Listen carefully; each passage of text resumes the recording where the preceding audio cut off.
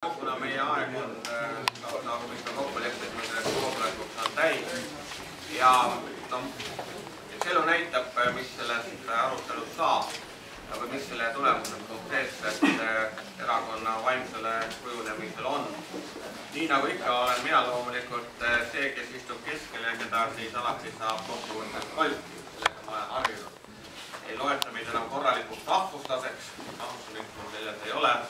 Loomulikult Respublika tiivast on asjadest sama kaugel ja juba siis esindan seda, mida kujutab endast IRL antud hetkel, et need erakonna liikmed, keda ei ole võimalik kuskile määratleda. Ja nii see olukord on, mul on hea meel, et selliseid liikmeid tundub olevat erakonnad kokku. Ja niimoodi ma olengi siis siin kahe vahepeal. Ühelt poolt on, ma olen sulle välja ütelnud, nende sõnavõttudega, mida ma olen kuulnud avalikkusesse minek on erakonnale väga raskete tagajärgedega. Kui erakonna liikmed nimetavad oma enda erakonna kas kuritegelikuks või NSV Liiduks, siis see on nagu erakonnale valutab mulle risklikult valutab.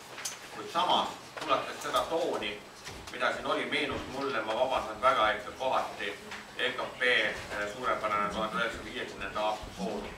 Kui on antud korraldus keegi hukka mõista, siis lastakse käia ja täiega. Vaadake, tähendab sellise hoiakuga, head inimesed, ma saan kõikidest siirast murest aru, nagu eriti kaugele selle erakonnaga ei jõua.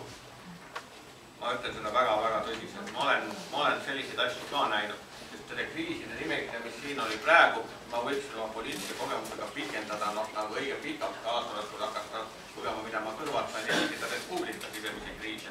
Ja vaadake, need osad kriisis, kulla inimesed tulenevadki sellest hetkest, kui meil tekib see arvamus, et me juhime erakonda EKP selle 50. Aasta pleenumistiilis. Ja kui me räägime kasvajatest... Vaata, ise tegime katkeks. Tegid ise praegu sama peale. Kes on praegu selle EKP pleenum? EKP pleenum on õhkkond. Vaata, kui me räägime asjadest, nagu räägite kasvajatest, ise räägite inimestest, räägite õhkkonnast.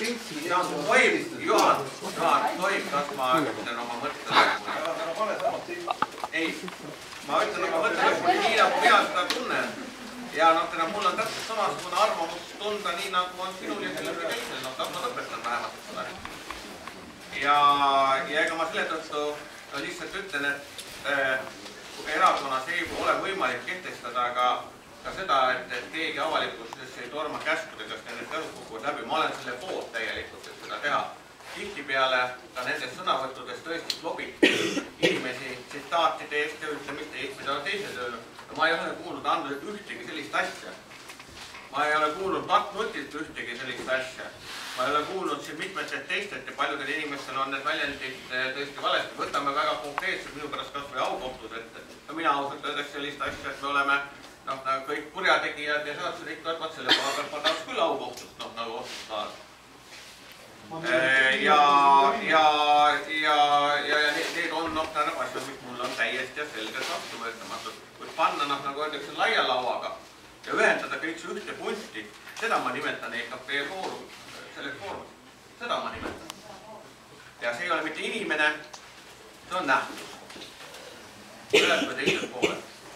Ja ma lihtsalt, olles Eesti poliitikas olnud suhteliselt kaua aega, õudselt vahva tunda ja olla kollektiivis, aga see viib väga halbade tagajärgedeni ja kõigile nendele inimestele, kes võtsid väga mõistlikult sõna piirkondades.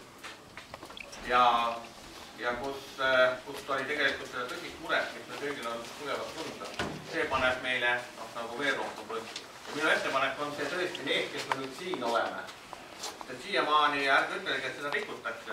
Need inimesed, kes on olnud koha peal, ei ole nagu neid kokkuleppeid rikkunud. Meil on lihtsalt tulnud uusi sõnavõtjaid juurde.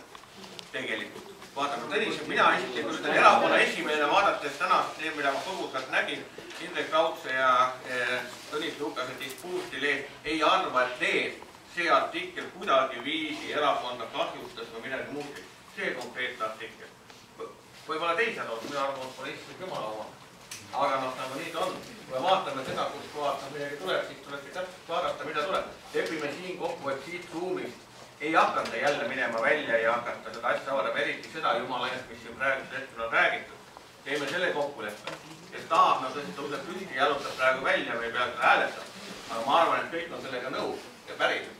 sest see ei too kellelegi kasu, ei sellele kirjutajale ega erakonnale.